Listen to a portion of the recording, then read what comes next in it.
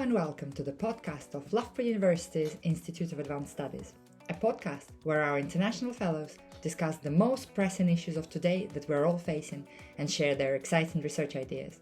We hope you enjoy today's talk. Thank you for tuning in. Yeah, thank you. And it's a real pleasure to welcome Tara-Leigh McHugh here today to Loughborough University, to International House. Tara's with us for a few days, so feel free to connect with her after the talk. Tara's from the University of Calgary, Faculty of Kinesiology, and her research broadly focuses on advancing psychosocial factors related to women's and girls' experiences of their bodies in sport. Such research has contributed to the development of local, national, and international evidence-informed policy and best practice for the equitable participation of women and girls in sport. As a former athlete and coach, Dr. McHugh is committed to using qualitative, collaborative, and community-based participatory research to advance sports science research and practice. And today she's going to talk more about the experiences of pregnancy and parenting in high-performance sport. So without further ado, I will sit down and hand over. Thank you. Oh, thanks everyone. Oh, thank you. And hi to those online as well, or looking this way. Thank you for joining us today. And I'm going to present a little bit today, as I was sharing, thank you for the kind introduction, about some of the work I've been leading and co-leading in the area of pregnancy and parenting and high performance sport. And I know there are others in the room who are doing work in that area, so it's just lovely to have this opportunity to be able to share. I've put together probably like 25, 30 minutes of slides, but feel free, please just take down notes, and especially, I'm happy to be interrupted as well. But if you have questions, I'd love to chat. I didn't go heavily methods or theory. I'm really presenting more high-level findings and where we are and some of the action. But as a researcher, I love talking about the methods and the theory as well. So happy to take any of those questions or any of the other juicy questions you might have about some of the work that we've been doing in this this space. And so I'm a Canada Research Chair in Gender Equity in Sport and Physical Activity. These are research positions in Canada. So I've recently moved to the University of Calgary. I was at the University of Alberta for 15 years of my career, and then went to the University of Calgary for this research chair position. And what this allows is dedicated research time throughout my whole career now, where it's 75% focused on research. So just a real exciting time to be able to be doing work and hopefully forwarding research in this space. I'm setting it up. I understand the context I'm in is not Canada, but I want to situate the work that we've been doing in Canada and then hopefully more globally as well. And so we know significant gender differences persist, and particularly in Canadian sport. And so this is how I'm justifying the work we're doing in Canada. But in Canada, we have, and our government has come out multiple times and said we have a target to achieve gender equity in sport at every level by 2035. We are in 2026, and I feel like we're a long way off, and I'm sure many of you in this room would agree. The Canadian sport policy, so this is our main policy that guides the work or the sport landscape in Canada. But as researchers, we're often trying to say, okay, how is the work we're doing in these spaces informing the policy, and how can the policy be used to even justify the work that we're doing? And so the new policy was just released in Canada for setting the stage from 2025 to 2035. Fortunately, we did see a line in the policy talking about the commitment to making all levels of sport barrier-free, including but not limited to achieving gender equity. So we keep seeing this notion and the importance of gender equity. My challenge as a researcher is what research do we have to inform the changes that are needed to get us to achieving these goals around gender equity in sport. So that's our Canadian context. I don't need to tell you, I'm sure, sitting here today, this is a global problem. In 2017, the IOC launched their Gender Equality Review project that resulted in 25 action-oriented recommendations, including equal participation opportunities. I'm sure many of us have seen, in the highlights that we've reached gender parity in terms of participation rates at the most recent Olympics. I always want to put an asterisk and push back and saying we may be seeing some of these equal numbers in terms of women on the field or in the sport or participation. But the avenues and the ways in which they got to those that participation rates have been very different than their men counterparts. Should have started with an asterisk. I'm going to use men and women throughout this. We can have a whole talk about gender and sex at the end of this. If you want to ask me questions, I'm thinking about women in the most inclusive terms throughout this presentation. And so the IOC also has 21 gender equality and inclusion objectives that were outlined for the 21 to 24 period, including eliminating discriminatory laws, policies, and practices, and promoting appropriate legislations, policies, and action in this regard. So we keep seeing these languages again around these commitments and what needs to be done. The IOC coming out with very clear statements around gender equality and inclusion are fundamental principles of Olympianism, but we're still missing the mark in so many different domains. I'm going to be focusing on one area today. And so as a researcher, one of my, I guess the hill I'm going to die on is just around the fact that women and girls are significantly underrepresented in research, sport and exercise research. We know this. There's been a lot of work to highlight it. The work by Tara-Leigh and Cohen and colleagues highlighting that, when we look across sport and exercise journals, the researchers, the reviews are showing that 5% of studies are focused on women only. And so we know that there's a problem in the research literature. Even more problematic, I think, is that women's experiences of their bodies are excluded. So even in that 5%, those studies aren't necessarily how women feel and experience their bodies. It's research on women's bodies, which can, of course, perpetuate a lot of problematic notions around women and their bodies in sport. And so broadly speaking, my research commitments are strongly grounded in trying to build a body of literature that's grounded in the experiences of women, so particularly through qualitative and community-based work in and around their experiences of their bodies in sport. So body image, experiences of the menstrual cycle, and what I'm talking today more around pregnancy, postpartum, and parenting. But I just wanted to set it up in terms of where I come from in terms of my work, but certainly doing work broadly in and around women's experiences of their bodies today, pregnancy and postpartum. And so I put this, a few of these weren't necessarily our participants, but women that we've worked with in sport have highlighted, and I'm just going to read my screen here, that when we're focusing on women's experiences in sport, and although this has been kind of the focus of my entire 25-year research career, it really struck by a statement that probably about 6 years ago, one of the participants in our study had just said, if we want to address gender inequities in sport, if we really want to make things better for the next generation, we need to learn from athletes and their experiences. I keep looking at Kelly and other athletes, I'm sure, and I said it just seems so, it's almost nonsensical that we need to say that if we really want to understand, we need to talk to, but it still continues. We continue to perpetuate these bodies of research that their voices have been absent. And I think we're seeing a real positive change in the last little while, but certainly more space for growth in that area. And so my work, again, grounded in the experiences of women in sport, primarily athletes, and moving towards working with coaches and officials.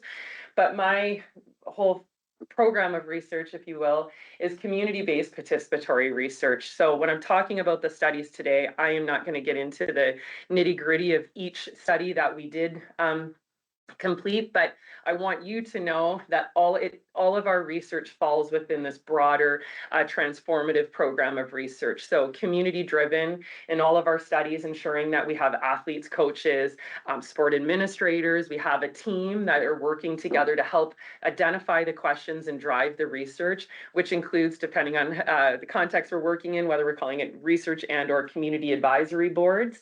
And not just at the beginning in terms of helping us identify what the questions are, but also all the way through. I can assure you that not too many of my participants are doing line by line and qualitative analysis, but certainly helping us to make sense. And before we're putting our findings out there, ensuring that there's consensus in terms of the messaging that will be coming out and how we're mobilizing this. And if probably some of you are working in and around participatory research approaches or critical research approaches, ensuring that we're building on the knowledge, strengths, and resources of all our partners. So understanding I'm coming in as a perspective as a researcher, also with some sport experience, but not at the level of knowledge that my participants carry in terms of their own lived experiences. And then ensuring that we have action. That's always been a core to the work we're doing. We don't want to do research for the sake of research. Most of us say that and try in our ways, but it's so challenging, as we know, to create action and make those changes. And so I wanted to start with one of the earliest papers. So I've been collaborating with my colleague, Dr. Margie Davenport, an exercise physiologist. Her and I met together, I think it was in and around 2020, in and around the pandemic, and we were having coffee when we were allowed to, for the record. We were having coffee, and I remember it was coming into the upcoming Olympics, which ended in 2021, but talking about some of our athletes who were really having struggles to go to the Olympics due to their status of a mother. So one of our basketball players at this time had just had a baby, and she wanted to bring her newborn to the Olympics, but in 2020 Olympics, they weren't allowed to have spectators, and having a 6-week-old baby was considered a spectator. So now she was challenged in terms of how she was going to be able to go to the Olympics and participate, as she was breastfeeding at that time. So it just started a conversation, and we're like, you're expert in, exercise and pregnancy. I come with this sport expertise. Hi, Matsu. And to be able to pull in together our expertise for a program of research. So this is where it started. So we put out a call. We went online and we working through our own personal and social networks, but also the response was phenomenal. So women were ready to talk, and women high performance athletes about their experiences of pregnancy as a high performance athlete. I'm not going to go into every single theme. Of course, there was more than 2 quotes in this study, but just setting the stage, and that athletes are talking about, they want there to be more concrete answers about what I can and can't do. Can I actually harm the fetus? Am I going to harm my baby? And then athletes also saying how they didn't want to discuss it with their coaches until they had to, because they were afraid that their coaches were going to worry about their commitment to the sport. And again, these were all, I didn't say it, but we had 15 high performance athletes from across the globe, but primarily in North America and the UK. And we had all international level experience, so primarily Olympic athletes. But what I want to highlight here is it's interesting now, because this study was published in 2022, I think, how much movement we've seen now with the new FIFA guideline, different guidelines that have come out. So even when the athletes were talking here, there was very little, and we're talking only 4 years ago, in terms of some of this work. So this was one of our earliest papers. I am not one to slice and dice qualitative research and try and get as multiple. This was one time, I think, in my entire career where we've taken a data set and published 2 papers. And so it was the same data set. We, in our initial exploratory stages, thought we could talk about pregnancy and postpartum, and there's of course a lot of overlap. We just could not get all of the juice and the wonderful depth that we heard in one paper. So we were upfront about that. We said we had the initial part was our qualitative research around pregnancy, and then this one was their experiences of return after childbirth. And so in this research, of course, a lot of overlap in terms of experiences. We didn't double dip, so we did not put any of the same data, if you will. So it was kind of worked out well. The way we had our interviews set up is that we had the first part talking about pregnancy or thinking about pregnancy and their pregnant experiences, and then more their postpartum. So we were actually quite easily able to split up the data. But what really stood out here was this idea that the athletes were talking about the return and how they wish they had more time, right? And so this one quote, I would like to have policies around maternity leave. If I wasn't ready to come back, our team would have had to forgo our spot at the Olympic trials, right? So the pressure on these athletes to come back like 2-3 weeks after having babies in order to get into trials, and because the systems weren't set up to allow them any other opportunities and ways to participate. And then another athlete sharing, I just remember I went to do and talking about her own, we called this theme new bodies, but talking about how she did get back into activity very quickly after having a baby, and I mean within weeks. And she said, I just remember I went to do warm-up activity, I just fell over, like my spatial awareness. I'm sure my boobs were huge compared to a normal athlete. I was a mess, I felt terrible, it was gross. And so again, this lack of guidance, but also how athletes are trying to navigate these new bodies, in particular with high performance athletes who are used to a certain norm with respect to their bodies. Challenge here is the intersecting considerations around feel the pressures to come back so quick, but then the athletes, of course, want to get back. So just trying to think about how we're navigating these experiences, and me as a researcher thinking, okay, how do we take these experiences and move them to some sort of actionable change that can support them in their journeys as a mother and as an athlete. And so taken together, I gave you 2 studies. There's more. And what I want to say is that through the work we've been doing, it's trying not think about our work. Of course, we don't in qualitative work, but it's trying to see what's happening, who's doing work in these other spaces, and trying to pull together this body of literature. Of course, we don't want to come out and make recommendations simply from 15 people, not that those aren't valuable, but how do we look at this body of literature together? And we're seeing consistencies across of a lot of the amazing work that's coming out in these domains across the world and with other colleagues, that, you know, mom and athlete can't be in the same sentence, but you can totally do both. We can empower women to do both. And, you know, athletes really talking about the need for communication. And so I think some of the more from this earlier work is that we were gaining in-depth insights about navigating mothering and motherhood. I'm going to talk about a theory at the end of this, and you'll see why I'm using those 2 words, and the inequities in the sports system. Challenges around pregnancy disclosure and discrimination, which certainly allows itself to policy and practice considerations, but then also the urgent need for funding support, organizational support, and the development of best practice guidelines. So there is a lot.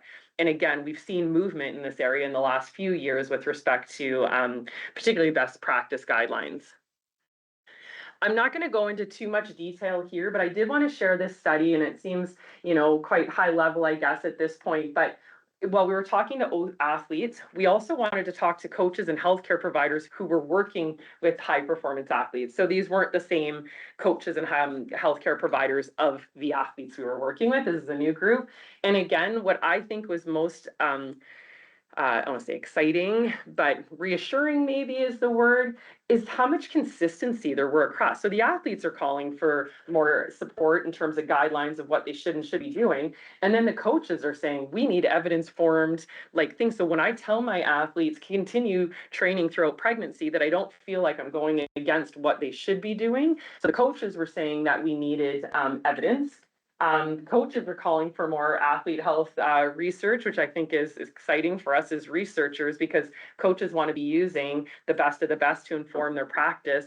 And then also the need, they're saying, we know we need this communication with our athletes, but I understand why my athletes aren't coming to me, because they're worried about what's going to be taken from them. So I think the synergies, not that that's what we do in qualitative research is look for similarities, but in this case, I'm like, oh, this is actually good. If they're all saying different things, we're in trouble. But it felt like we could have something that was a concerted effort.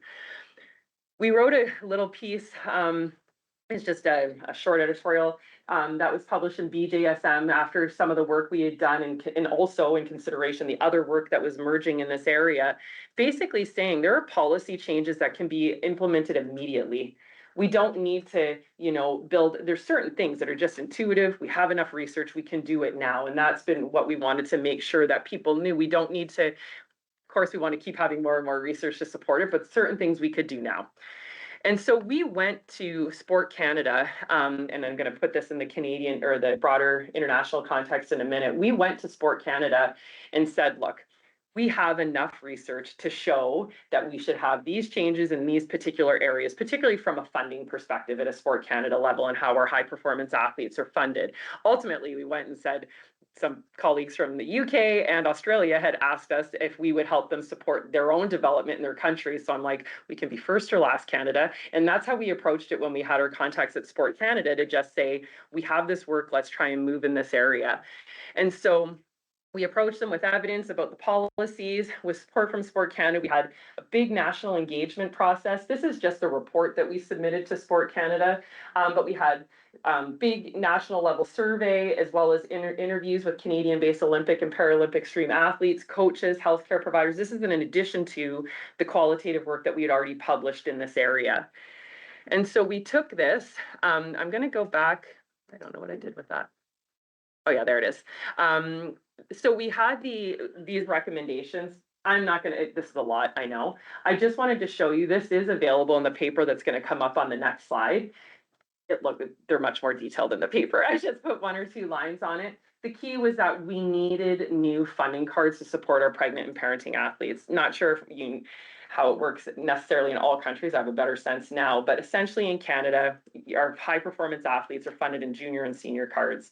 And so our Olympic level athletes are usually our senior cards. Each team, each national sport organization gets a certain number. So hockey might get a certain number, athletics.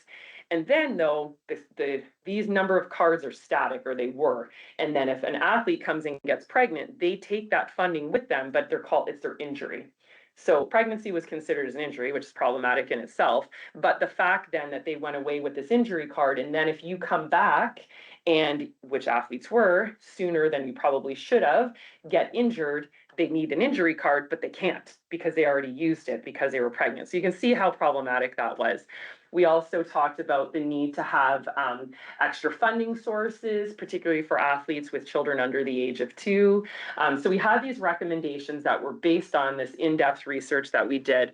We ended up publishing it in BMJ Open Sport and Exercise, just so that other countries could see how we did it in Canada and what we were able to do, like the process and this engagement process. But the most exciting thing is that Sport Canada after this, and last year in 2025, implemented 3 of our recommendations. And so first being the new funding card. So now athletes can get either a pregnancy and a postpartum card, and it doesn't come out of that same pot, or it's not supposed to. We'll see how it continues to unfold. New funding sources for athletes in different capacities. And it actually made pretty great news across our country. Pregnancy no longer considered an injury. I think this heading is actually hilarious, but regardless, it was a huge win for all athletes, I think, in Canada in terms of moving. There is a lot of space and more work to be done. But the fact that research and working with athletes, most importantly, that their voices form this knowledge base, which made this change in our country, is a huge win all around for researchers, athletes, the whole piece. And so what we've done now through that local Canada level research, realize that, and we knew this, but that there are changes that need to happen internationally. So particularly around ranking, quotas, that sort of thing in international ranking. So Canada can't do anything on that on their own. We need that coming from a more international federation level. And so with support from Olympic Studies Center, our team was developing international, or is, policy and practice recommendations. So again, more international focus level. I won't go into too much detail on this. This was a review. So what we did is we first wanted to see what was happening with the international federations. This was published last year. There's actually been some positive progress even since then in terms of policies. What I want to highlight is that under each one, so we'd say, for example, World Netball has something around protection from dismissal if you say that you're pregnant or parenting.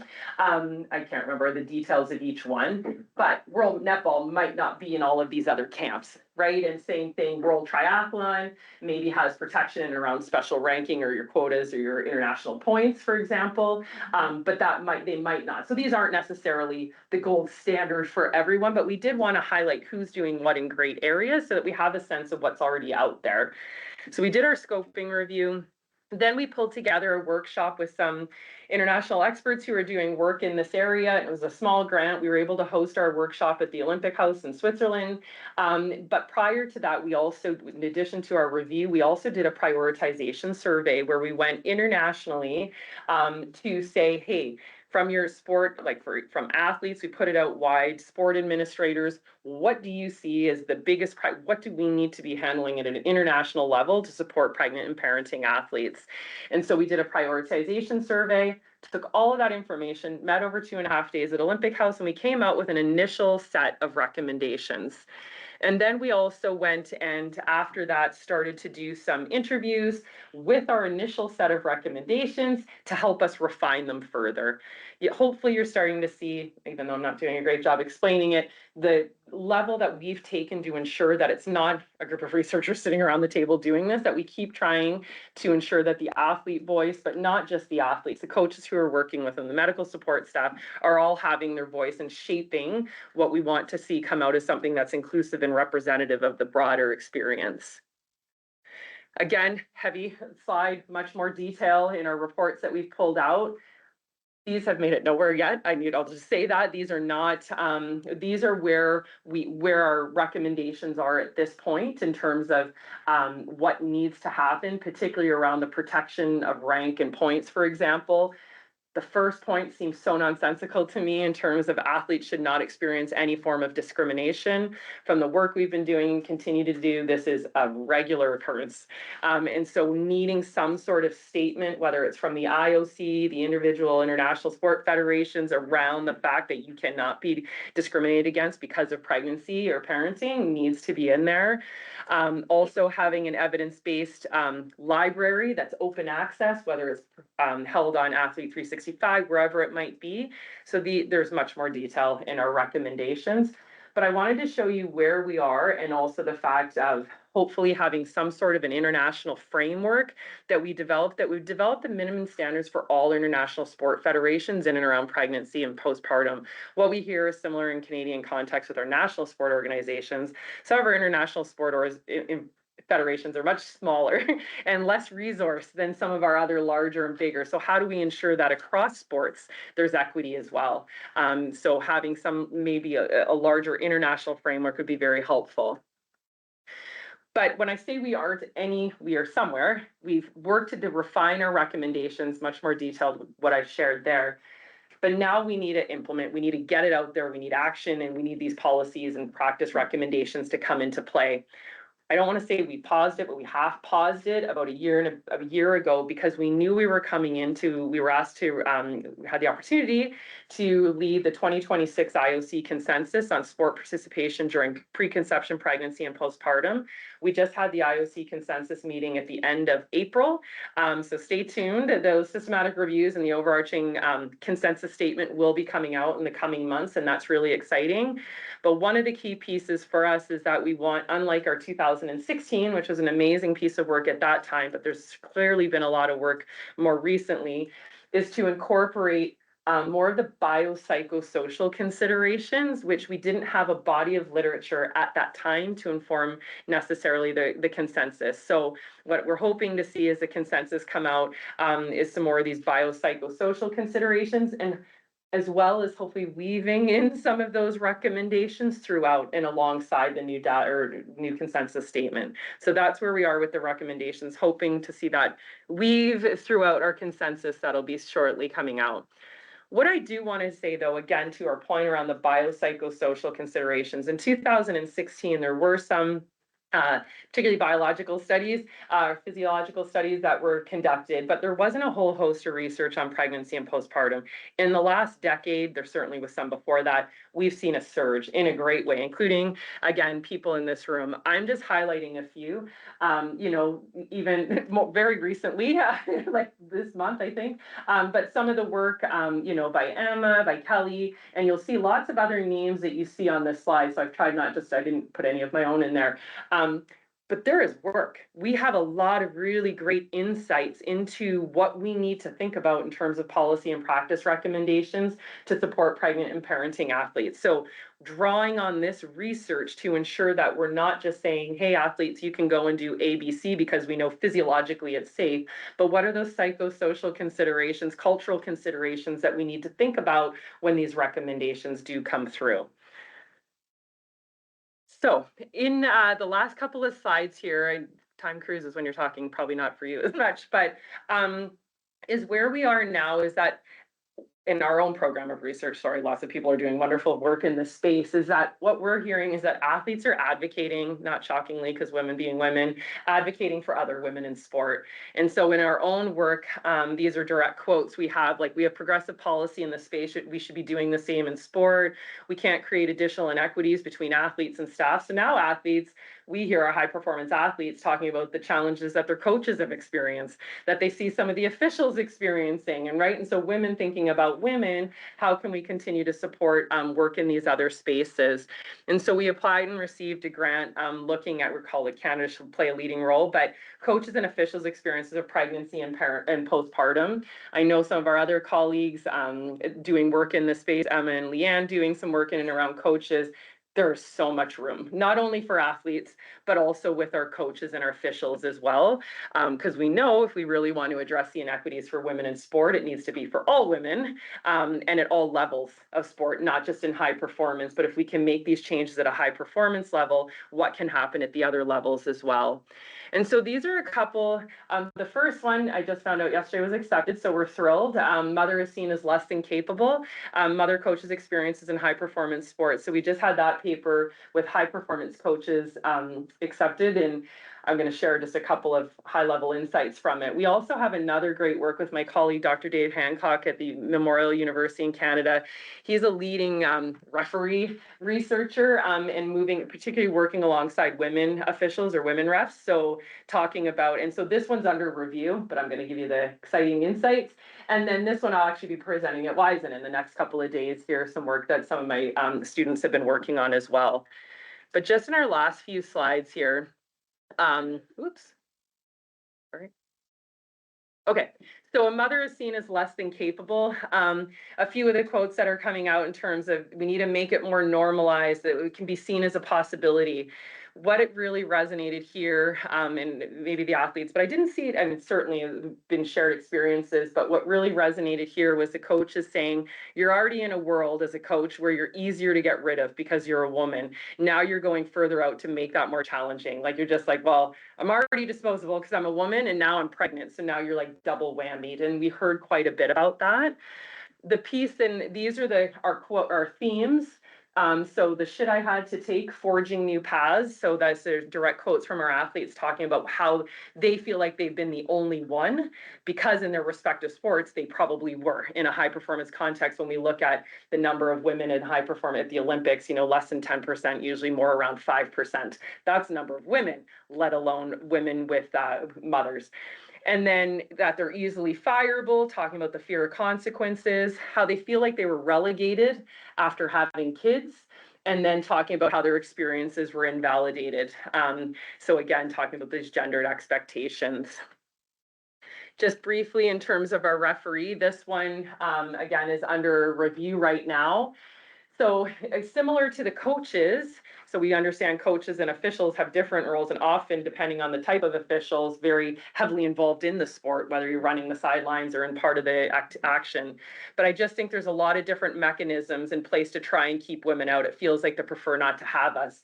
And so the refs talking about how they're already starting to make some important gains. We saw it with FIFA. I think that one of the presenters at IWG shared I think there's a splash about the number of women, but there's like 5, I think, out of the 50 refs at the current World Cup. But so they're already barely making, any strides. And then to be a woman who's pregnant is even more problematic and difficult for women to make decisions that impact their career based on an unwritten policy. And so we're not sure if these will be it, depending on how it goes through with reviews. We might need to tweak a little bit.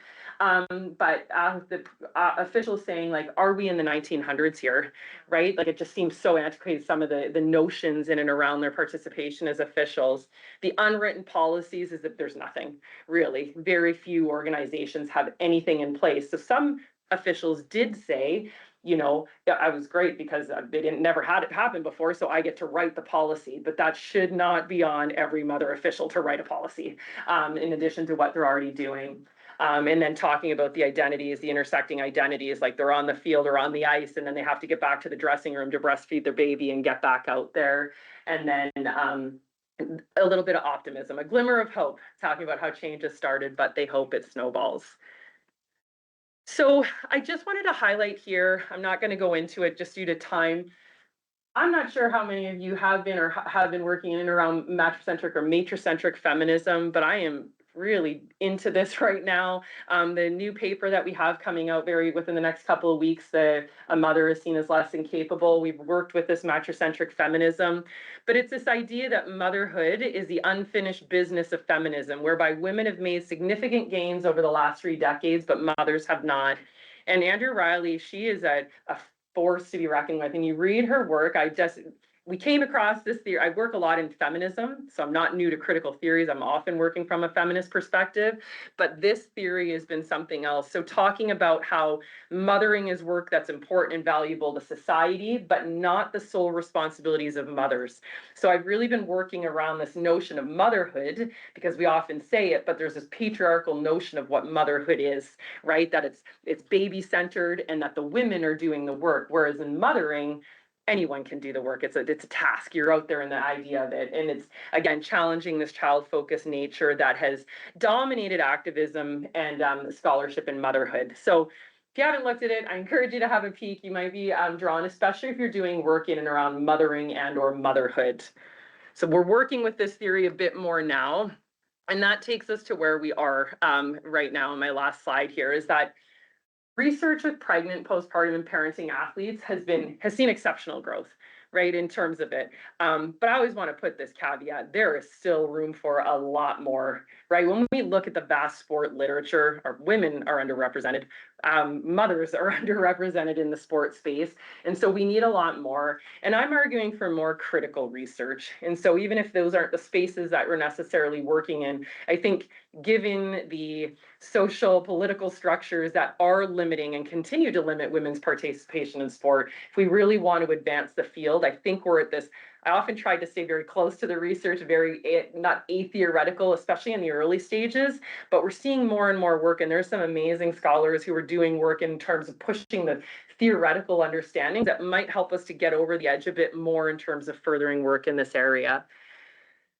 Athletes have shared their experiences that have informed practices and policies. We're seeing amazing growth in this area in terms of, like, again, triathlon, world tennis, FIFA, like the different organizations. But again, there's still a need for a lot more. I don't want to see us or any of us as researchers or practitioners, anyone getting complacent and be like, well, we've got a bit of work done. It is not perfect. Even when we're looking through what's been done in Canada and internationally, there is way more. It is like we are hitting the bare minimum. And so I just encourage for us all to keep me included doing more work in this area, particularly for athletes, because they're a center of what we were doing, but also for coaches and officials, because we can't have a space where it's just some women have these necessary supports in place, because it just facilitates more inequities. And then the last thing, we know this, I'm talking to a room, many of you who identify as women, is that women in sport continue to carry the burden of addressing gender inequities in sport. We know that has always been the case, but we need to focus more on the role that all sport partners must play in advancing social change and social justice for mother athletes, coaches, and officials, and for all women in sport, in the administrative roles and leadership. What I hear regularly in the work we do is that, I'm an advocate. I need to make this change for other women in the sport. And that is the most admirable thing there is, right? And I say that as a researcher, I just want to do this. But it shouldn't just be on us, right? If we really want to see action, it needs to come across all of our sport partners of all identities, because we know that if we have equity for mothers and coaches, we know if we have equity for women in sport, it benefits everybody. And so that's the piece I want to leave. And I certainly don't have it figured out or addressed, but these are my key takeaways of where we've been and where we hope to continue going in this space. And that's it. I just want to thank you all. I've left my email. I'm going to be around, of course, and take any questions, but absolutely, please reach out if you're doing work in the space or you have any questions and you want to talk further. The only way we are going to do is if we all work together and if we can put our brains together. So please do reach out for any questions, and I thank you.